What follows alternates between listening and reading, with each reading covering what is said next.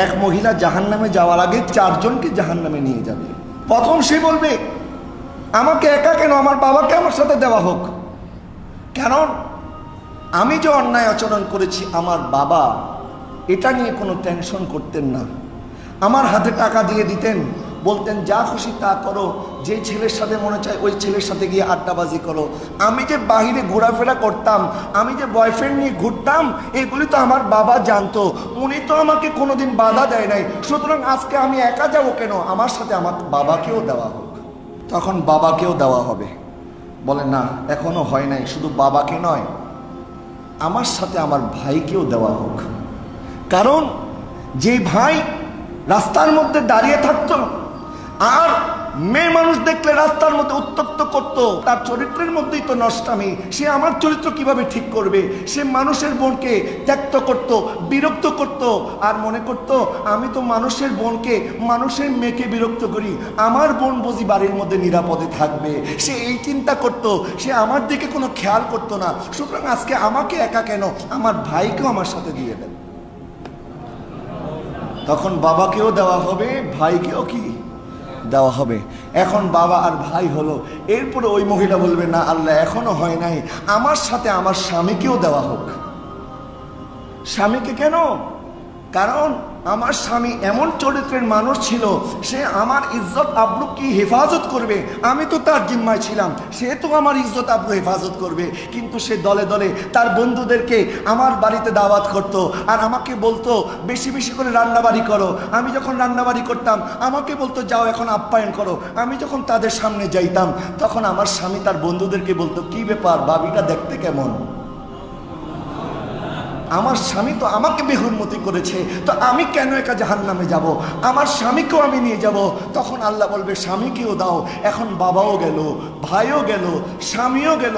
এরপরে বলবে এখনো হয় নাই, আমার সন্তানকেও দিতে হবে। কি কারণে দিতে হবে? তখন ওই মা বলবে এই জন্য দিতে হবে, কারণ আমার সন্তান যখন যে জিদ করত, আমি মা হয়ে তার জিদ কখনো আমি থামাতে পারতাম না।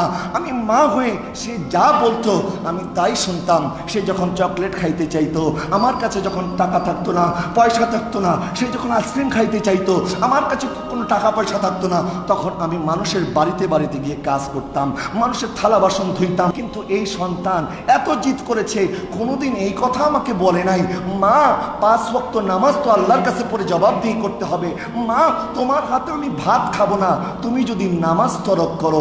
আমার সন্তান এত জিদ করেছে, কিন্তু নামাজ পড়ার জন্য কোনো জিদ করে নাই, ইবাদত করার জন্য কোনো জিদ করে নাই। সে যদি এরকম জিদ করত আমি অবশ্যই পালন করতাম। সুতরাং আজকে আমি একা নয়, আমার সন্তানকে আমি সাথে নিয়ে যাব। একজন মহিলা কয়জনকে জাহান্নামে নিল? 4 জনকে। আজকে আমাদের সমাজের মধ্যে এই অবস্থা কেন? আপনি একজন বেগানা মহিলার দিকে আপনার দৃষ্টি আপনি দিতে পারবেন না। কারণ মনে রাখবেন, যে তার নজরকে হেফাজত করতে পারে না, যে তার চক্ষুকে হেফাজত করতে পারে না, আল্লাহর কোনো রহমত তার উপরে আসবে না। তাকে যত পীরের কাছে নিয়ে যান, যত বড় বুজুর্গের কাছে নিয়ে যান, যত বড় ওলির কাছে নিয়ে যান, ওই ওলি যদি তাকে গোসলও করায় দেয়, তার শরীর পাক হবে না যতক্ষণ পর্যন্ত তার নজর পাক না হবে। হযরত লোকমান হাকিম আলাইহিস সালাম উনি বলছেন, আমি অনেক নবী রসুলদের সাথে চলেছি, তো নবী রসুলদের সাথে যখন আমি চলতাম আমি ওনাদের কিছু নসিহত লিখে রাখতাম। তো আমি নসিহত লিখতে লিখতে আমি দেখলাম নসিহত 100 হয়ে গেছে।